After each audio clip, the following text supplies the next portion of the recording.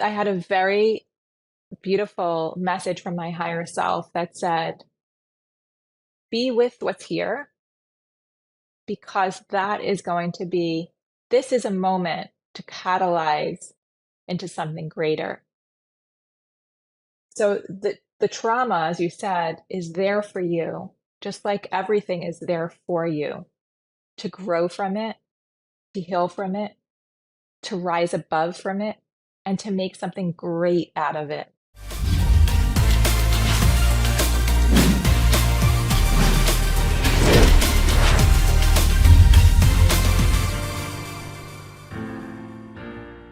What's up, guys? Welcome to Zero Doubt Podcast. We have a special guest on today, Joy Dushay.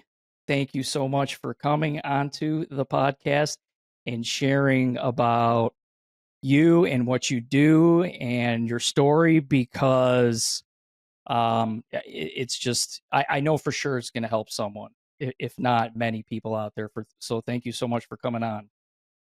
I appreciate it so much, and thank you for having me. Absolutely, absolutely. And tell everyone where you're calling from? Well, today I'm actually in a town called West Allenhurst, New Jersey. This is where I have a summer retreat home, and normally I'm in New York City. So I'm on the Yeah, East Coast. Yeah. nice. Okay. Very good, very good. So Joy, you are a spiritual teacher and an energy healer. Let's talk a little bit about that and how you got here. First, I would love to know. I'd love to hear everyone's story on how they got here because you're not born a spiritual teacher and an energy healer right away, although maybe we all are, right, to some degree. hmm Yeah, no, that's very true. I'd say that the journey really was emerged. The journey emerged right after I had an awakening, a spiritual awakening, after I had some great illness in my life, which was an ischemic stroke. I was 29 years old, and I was pregnant at the time, and I didn't. I had a crazy experience where I didn't know what happened to me, but when I woke up after going unconscious, right after the stroke, which was about 12 hours of being unconscious. I woke up in an MRI tube, and I you know, at that point they didn't realize um why it happened, but they realized that there was hemorrhaging in the brain. And long story short, it is a really long story about how it all happened, how, the stroke manifested into my body. I'm a believer that it was a manifestation of a lot of suppressed emotional pain that had just erupted in a way. Like it's almost like the body just broke. And it was a time in my life where while I was recovering from this experience, I took a year off of my life in a forced rest that I coined the dark night of the soul because it involved um, really, really sitting and not running anymore from the emotional pain that I was suffering with, the anxiety, for years of anxiety, years of grief that wasn't dealt with, all these emotions. And I had no choice but to just sit and stay sedentary. And I was a mom of two young girls. And everything that I kept myself busy with up until then came to a full halt. And I could no longer run from that pain anymore. I was prohibited from exercise, which I used as a form of, running from pain, numbing, with external things outside of myself. And now I was just in this, I want to say, I mean, I was definitely depressed. I was in, experiencing a lot of darkness. And while I mean, I just remember it was so many days just sitting on the couch and watching these movies or things just to keep myself busy. Um, and nothing could make me happy. I mean, besides my children, which they are so amazing, and they're my greatest gift to my life. Yet it was like I knew that there was something inside of me that wanted to emerge, and I was seeking something deeper, like meaning in my life, aside from just not just, but being a mom was important to me. But I knew that I had a lot more inside of me that was way more purposeful and in the way that I was living my life, like on a daily basis. So while I was experiencing that really dark time, there was something that I could connect to. And it just was like a whisper, I'd say. It didn't, it was very, very mild. And I knew that that's what I could hold on to. It was that little whisper that I knew was my hope. It's what I gave, my power to, whatever power I had left, because I felt so lethargic. I felt like I had no vitality inside of me, no energy. But whatever I did have inside of me, I would just connect to that little spark, that whisper. And that is what kept me going. And so towards the later months of the recovery, I started to um, feel that there was vitality that started to brew inside of me, and I was coming out of the darkness, right? And finally, I got the green light from my doctors, the medical team, to that I could exercise and exercise while I wasn't an athlete. Um, like I just always had the need to move my body. Like I always felt um, that I'd sign up for these sports or I'd love to like go for a run, even though I was not considered a runner at that time.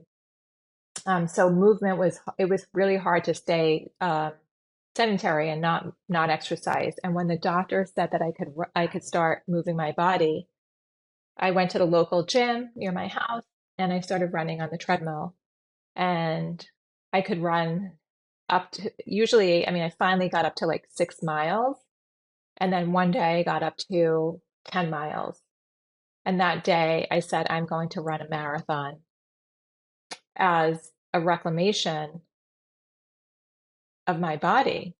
And I couldn't, in like a celebration that I got you know, this, the gift of being able to move my body again.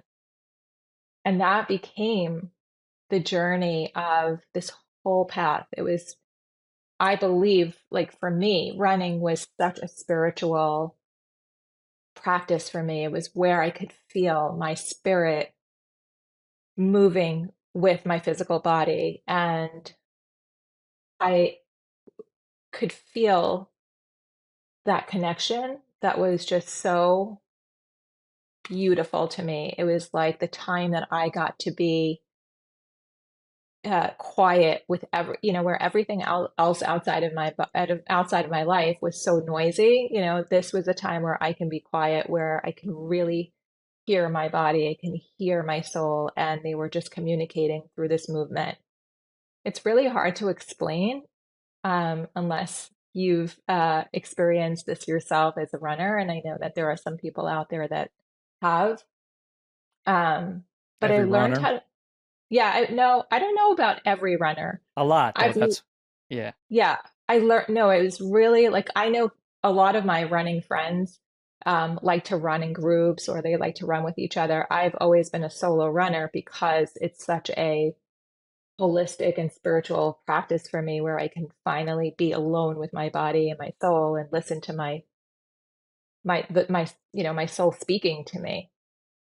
And so that was where the journey began, and I started to care for my body in a very holistic way. It wasn't like I really, really cared about treating my body and nourishing my body in a way that was way more of a holistic approach. And my whole lifestyle started to change. Like the way that I cared about going to sleep earlier and making healthier choices for myself. And it would just became this rebirth, into this whole new world that I realize sometimes, like nobody ever wants to get sick and take a year off of their life and not be available for their children to be the mom that you know, they hope to have an energetic mom that can take them to the park and take them to Disney World and all do all the great things that moms do. And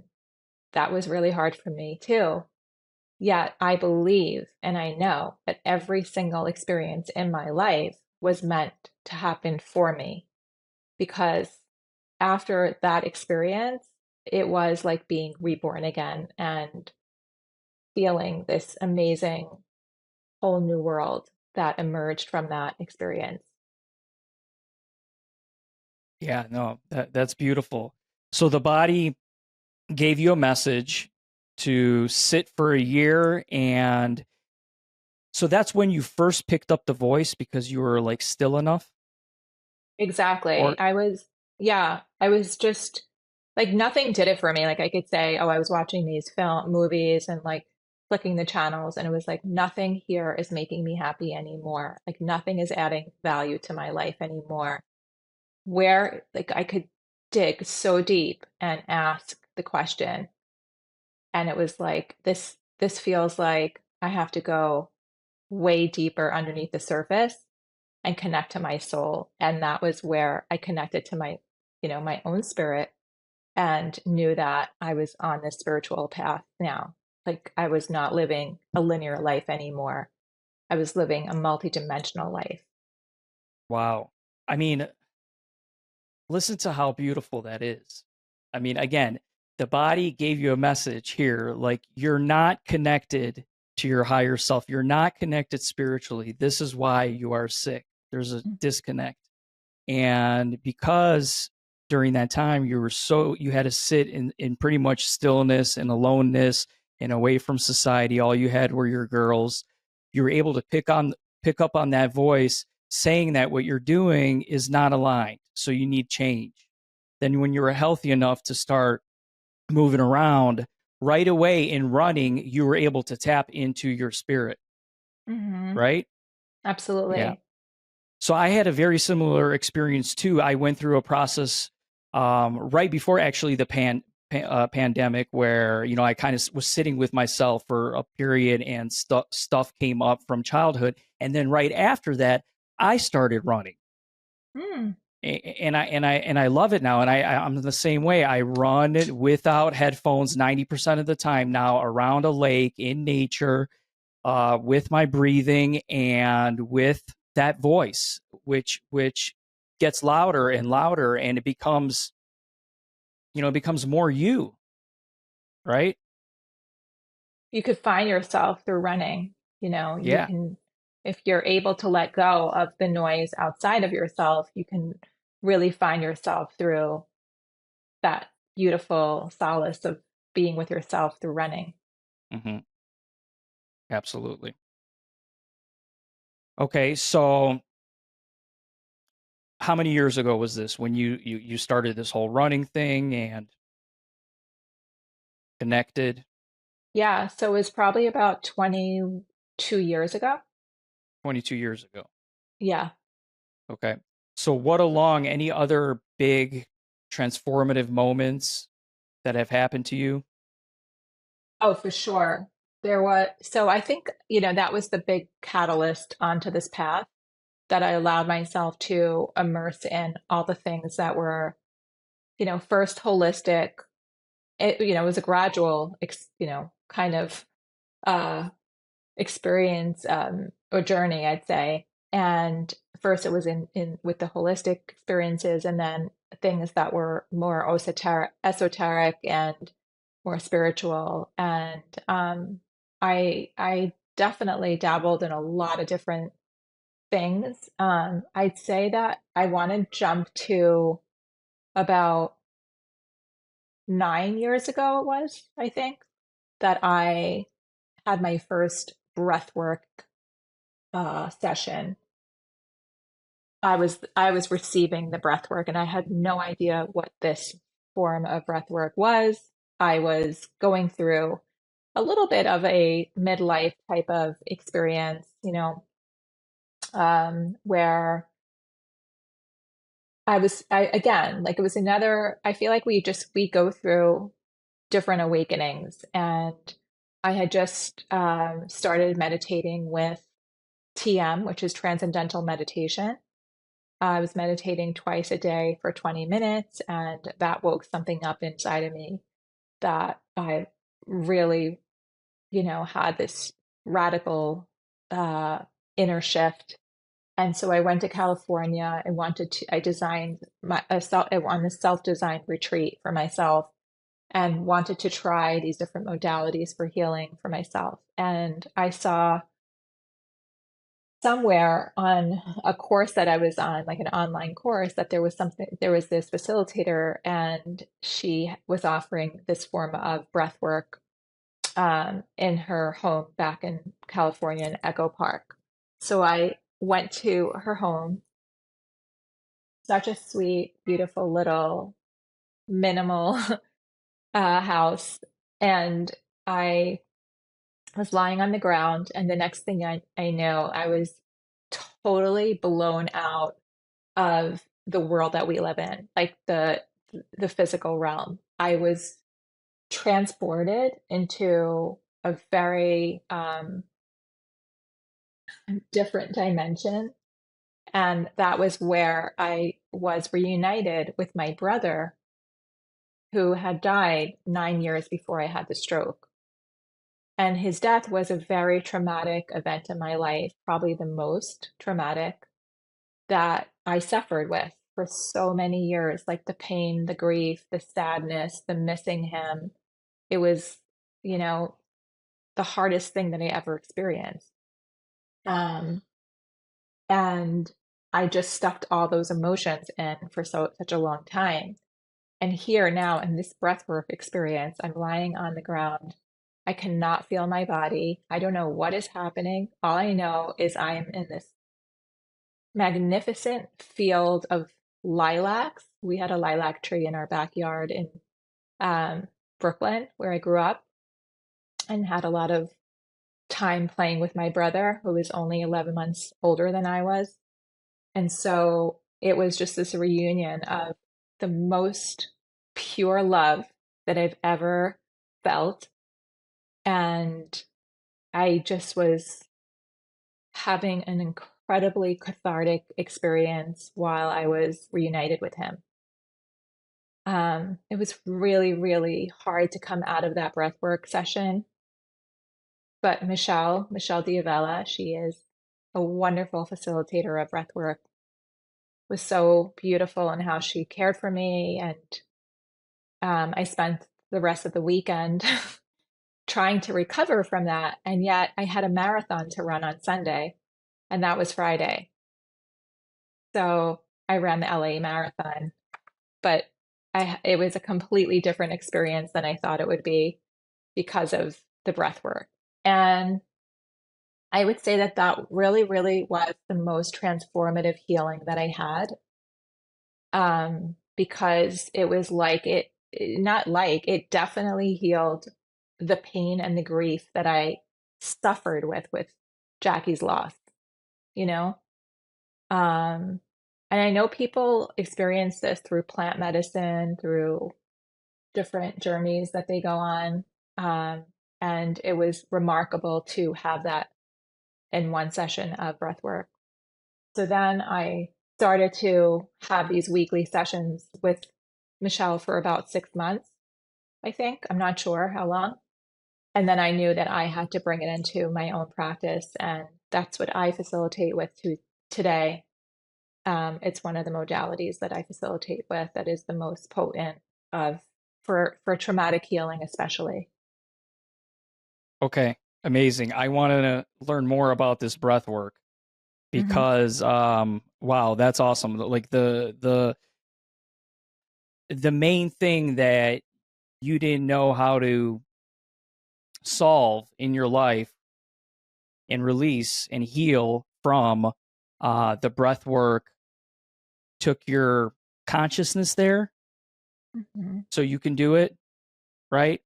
I think that's the best way to explain it. I had a very similar experience. I did go do ayahuasca.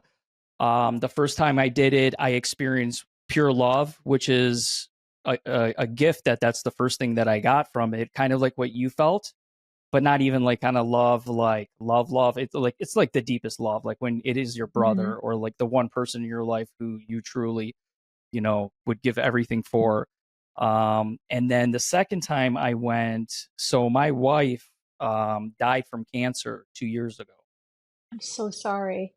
Yeah, and thankfully, and everything happens for a reason, that I started my transformation process um, several years before that happened. So I was prepared because now we have a son. But, I thought at the time that I had closure and I didn't. And then when I went to go do ayahuasca the second time, and it's not like my intention was that, right? I didn't actually have that intention. But it was straight connection like you had with your brother, and um, just a dialogue that was beyond what I could create, right? So these healing remedies, I mean, they definitely work. They release DMT in the brain, which is the spirit molecule, and it connects us to these higher levels of dimensions where everything is. No one really is gone forever. There's no such thing. Whatever has happened is out there. Whatever has been created is always out there. And you can use these different techniques to tap into that. So I want to hear specifically because you said you were given the breath work. Hmm. So what does that look like? Like take us through maybe how that works, like your breath work that you do now. What I facilitate with, how I Yeah. facilitate. Yep. Yeah. So, well, first of all, thank you for sharing your story. And I'm so sorry for your loss. I can't even imagine the pain that you have been through. And so, as an empath, I just right away go into tears. So, I'm so sorry. Thank you. Yeah. Um, so I call the breath work the alchemy session. It's in, I never really know what I'm going to do with a client. They might come to me specifically because they want to experience this type of breath work, which is either the two-part or three-part breath work, where we're breathing from the mouth, we're breathing in from the belly, in from the heart, and exhaling through the mouth in a circular, active way of breathing. Just like that. And it's continuous. Exactly. Okay, I don't Okay. want to lose you. Continuous. So, what happens is that we bypass our conscious mind and we're able to access the unconscious, the material that perhaps has been suppressed in the body and trapped in the body and is not has not been revealed, has not been moved. And so when we can Hmm. move that, we can actually allow ourselves to heal years and decades of trauma, limiting beliefs that we hold on to, all these inhibitions, programming, even addictions, destructive behaviors. And we're really, really freeing up. And for me, from a mystical standpoint, I believe that the soul really knows what it needs. So somebody might come in with this agenda of their intentions and what they know is going on in their life, and they have all these ideas, and yet it's sometimes mysterious and curious to see what happens after, because the soul will reveal what it really needs if the person is really willing to let go of their mind and surrender to the full experience of it. Like I had no idea I was going there. And, I wasn't going there to heal this relation, the grief of the loss of my brother. I was going to heal the sadness that I was experiencing in that moment in time in my life. And yet, maybe that had to do with what I was holding from that experience from Jackie's death such a long time ago. Do you know? And if I was able to heal that and have my heart crack open the way it did, well, then maybe I can live now with a lot more freedom and love and joy. And that's exactly what happens when we do breath work like this. So for me, when a client comes in, I'm really reading, we have a dialogue. It's kind of like an intuitive therapeutic dialogue of what's going on in their life. I kind of breathe with them into their heart and ask them these questions that are thought provoking. And then I can navigate where the session should go. Sometimes this type of breath work is too intense for somebody. I have to kind of feel their soul and their aura, and also know what their how much is too much. It's kind of, it's, as an alchemist, it's up to me to really decide in that moment. But I do feel a lot of guidance coming through to help me um, and navigate it. And honestly, I never ever worry about it. I never um, have any reluctance anymore, because there is so much divine guidance that comes through a session, and there is so much healing from the divine energies that come through the session. And being in the fifth dimension, which is the dimension of unconditional love, one can just feel the healing immediately, like just from that presence. And so there is energy healing, and I use crystals. I use a lot of different um, esoteric modalities that I've been trained with, and yeah, it's some form of breath. It doesn't have to be the 3-part breath all the time. Um, Sometimes it's breathing into our heart and just getting quiet. And my sound healing, how could I not mention that? I have behind me all my crystal bowls and the gong and all these beautiful instruments that help to harmonize the physiological body, resetting the nervous system, which I feel today we need so much more of, the restorative healing as well. Yeah. Wow. So breath work, sound work. Okay, so I want to talk about what changed after that session.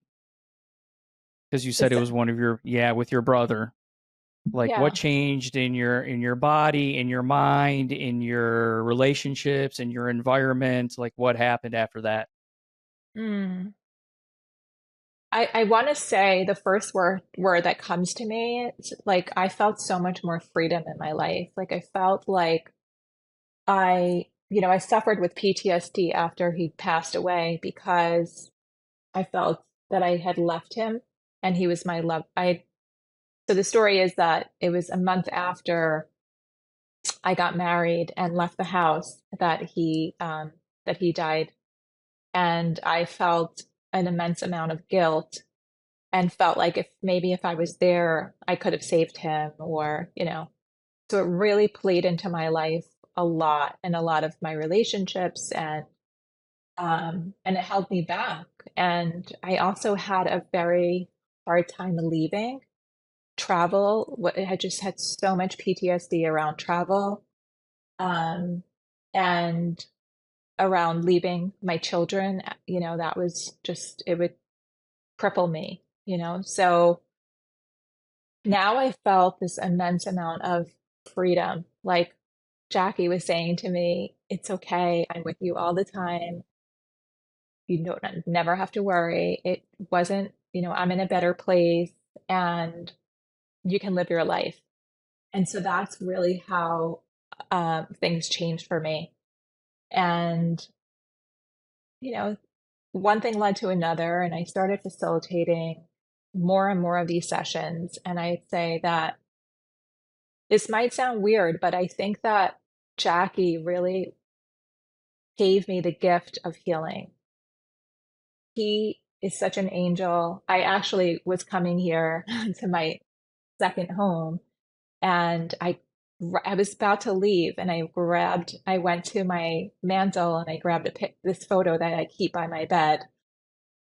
Um, I keep by my bed, and I grabbed this photo of him because I wanted him to come with me here. And I didn't mean to know his spirit's always with me, but I just wanted to have his beautiful smile. So I do feel that he's always with me. He's in the sessions with me. He's on the runs with me. He was my playmate. He was a soulmate, and he'll always be. So I do feel like um, my work has expanded into a much more dimensional, like a more spiritual um, work of healing.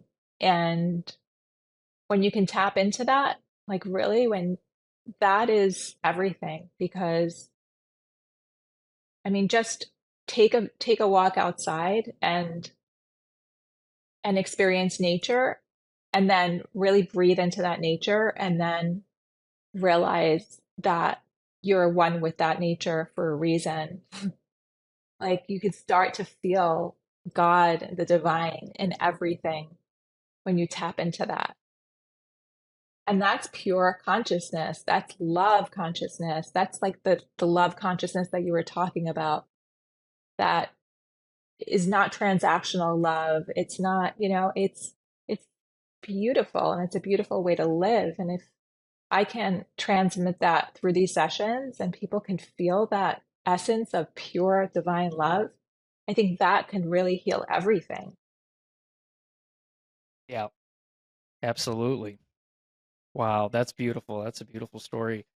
Your brother gave you the gift, just like Tony, my wife, gave me the gift. Now I'm on a mission to help people get healthy, right? Not have diseases like cancer and stuff like that. So it's interesting because we spoke a week ago on a very, brief call. We got to know each other a little bit. And I had a feeling that there was something deeper underneath your mission. And it was very curious to me because I felt like there was so much meaning in your mission. And yet I'm like, where is this coming from? So, wow. Yeah. Yeah, thank you. But it's having, beautiful souls like you here, that, and everyone has got this beautiful soul. It's just a matter of uncovering the layers of, trauma, and realizing that the trauma is the gift. That's what creates the next version of ourselves, like the butterflying, right? The butterfly. And now you're helping others. I love that you said that. If I may, I just wanted to touch on that. Um, Absolutely. so the other night I was experiencing just I would say it's a hard moment, like something about my physical health, or like just some, and I, instead of trying to fix it, right,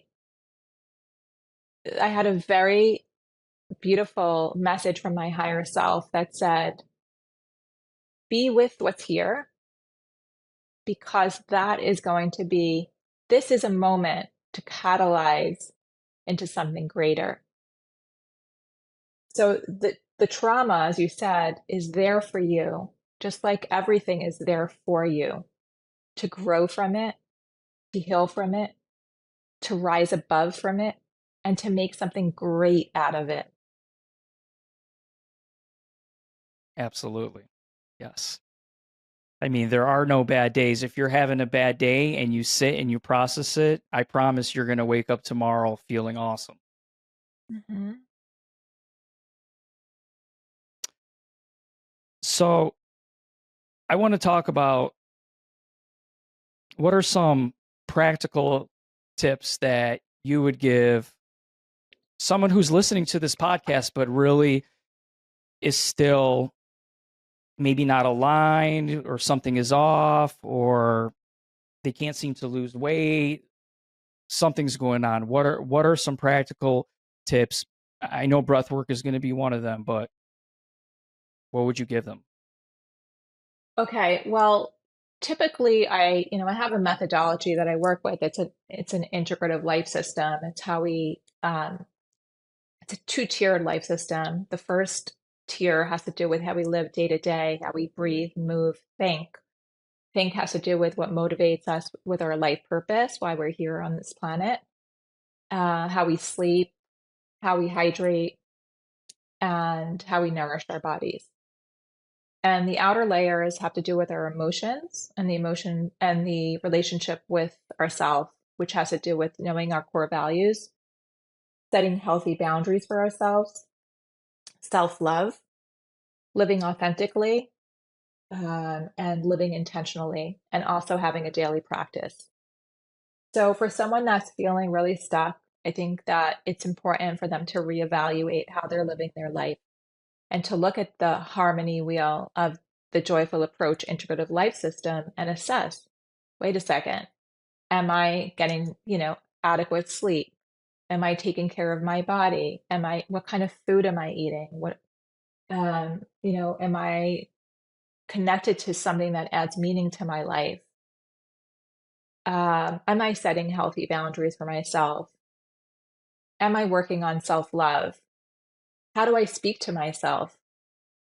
What are my values? And am I living according to my values? These are all questions you can start asking yourself. And what is something I can do today, starting today, that is going to add value to my life? What is a ritual that I can start creating? Whether it's taking a walk for about 15 minutes a day, breathing into my body, starting a meditation practice, even if it's only 5 minutes a day, starting a journaling practice,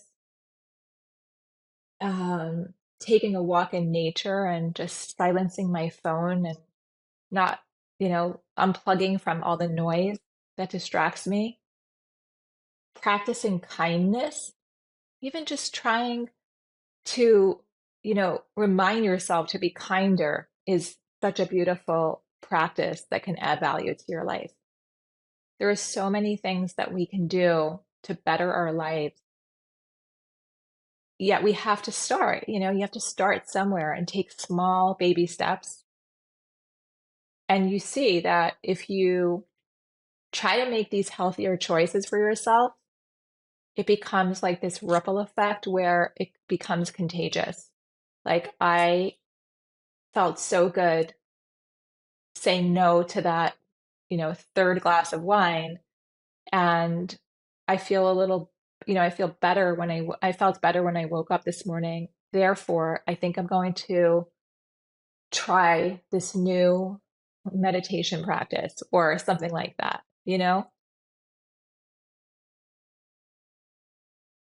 Wow, that was a great list. Absolutely. And the best part about all of this is you don't need anything but yourself to do this. You don't need That's you don't even need to spend money on any of it. You know what I mean? that. Like Yeah. you could be your own best coach. You can turn to the most incredible resources, which I always say are right there for you, like nature, which is free and is the highest vibration of, you know, resource to re-energize and revitalize yourself. Your breath does not cost a thing and it can heal everything. It's just how you're breathing. It's about finding the ways that are most efficient and breathing into your body and just spending the time to do it. Right. Right. Hmm. And time, not having time really is not an excuse, because you create so much more time when you do this. Oh my God, there's so much more value to your life when have. honestly, my alchemy every single day is my breathing practice when I wake up. It changes everything for me. Okay, so let's talk about that. What's your morning routine look like? Mm. Okay, so I wake up in the morning, and the first thing that I do is I say a prayer, which is thanking God for returning my soul to my body. I get out of bed, go right to the kitchen, and I have my lemon water waiting for me. I believe just one glass of lemon water a day in the morning to flush out the system is such a healer. I have 1 cup of organic coffee and I meditate for about 30 minutes. I'm breathing into my body. I have some crystals that I work with depending on um, if I feel like it. I tune into what I feel. But breathing for about 30 minutes. Not saying that you have to do 30 minutes. If I'm in a time crunch, I will definitely shorten the meditation. And I then journal about 3 pages, stream of consciousness, and um, Say that will, again, stream of consciousness. yeah, so it's basically where you're not thinking about what you're writing and you're just kind of allowing pen to paper. Usually it's like a cursive penmanship, something that I'm not thinking about what I want to write. I'm not worrying if anyone is going to read my journal. It is a very therapeutic way of processing. And then I will probably read some form of wisdom. I have so many books and teachers that I like to read and learn from. And so I'll just read one thing and allow it to penetrate. Oh, I'm sorry, one of the most important parts of my morning is gratitude. So gratitude for a few things and really feeling the gratitude infusing my body, my cells, my heart, feeling the gratitude, like really coming into my heart space. And it's amazing because if I feel into, for example, the gratitude of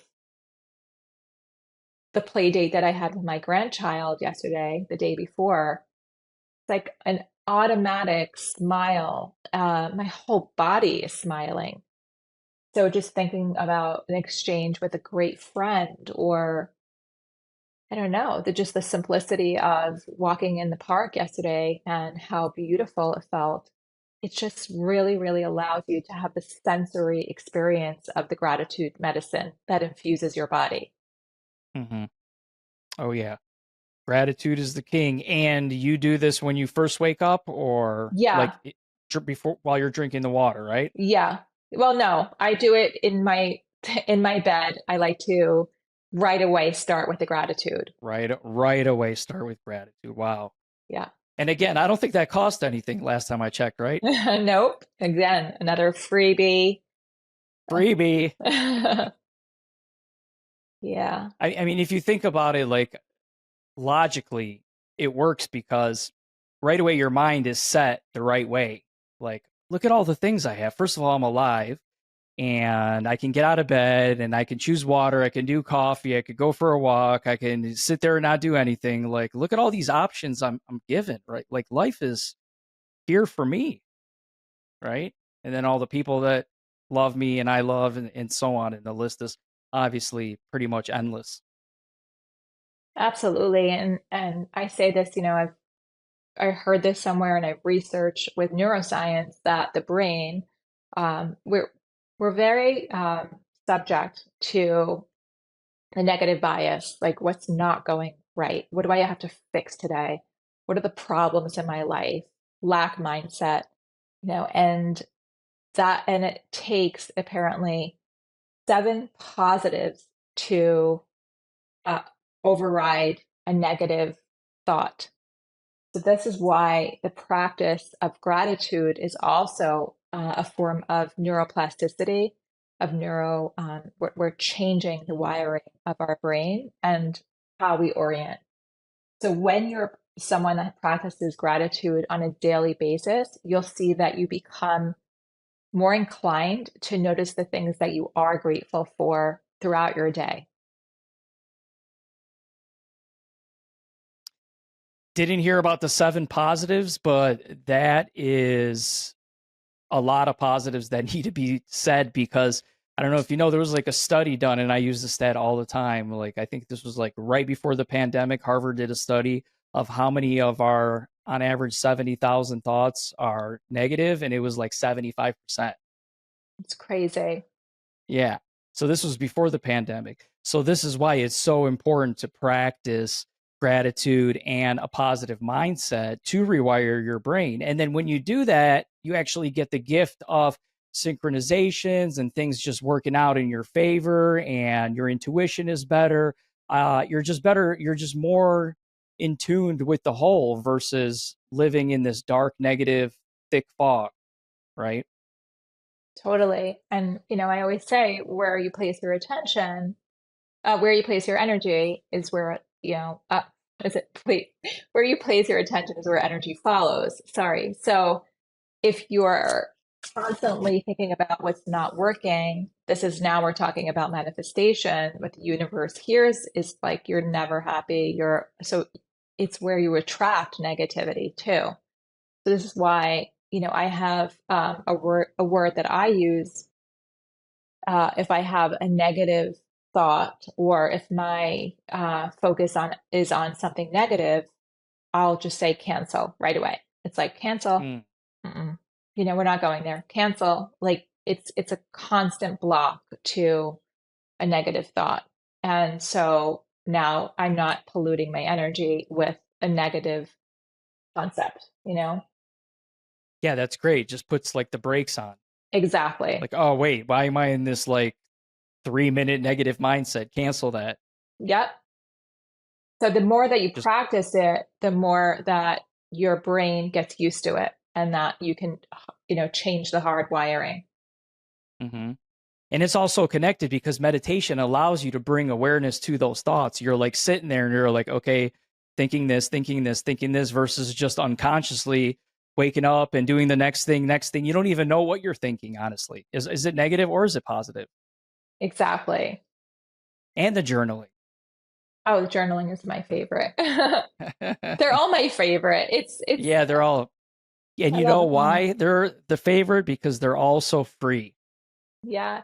No, they have, like I said, they're like alchemy. They are alchemy. They help me to change everything from, going from a negative circumstance and waking up in the morning. I have the ability to change my day, and I'm starting off with this beautiful, it's like it's setting the tone for this gorgeous day because I'm so, anchored, and I feel so much better, and I'm um, you know, not focusing on negative things. I'm focusing on the beauty in my life and the good things.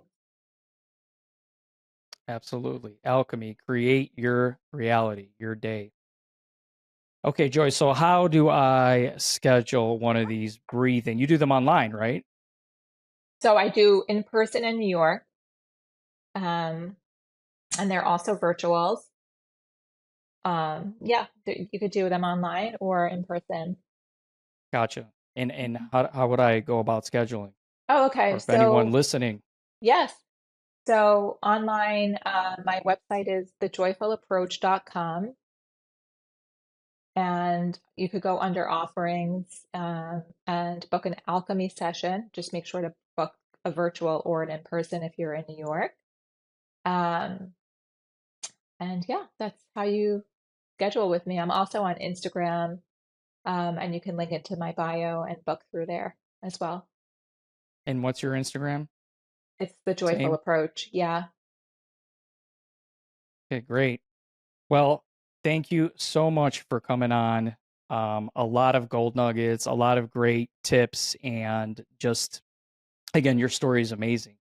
So glad that you've connected to that love. And yeah, Thank you. It was such an honor to be with you. Thank you for having me. all right. Thanks, guys, for listening. Reach out if you have any questions, or yeah, talk later. See ya.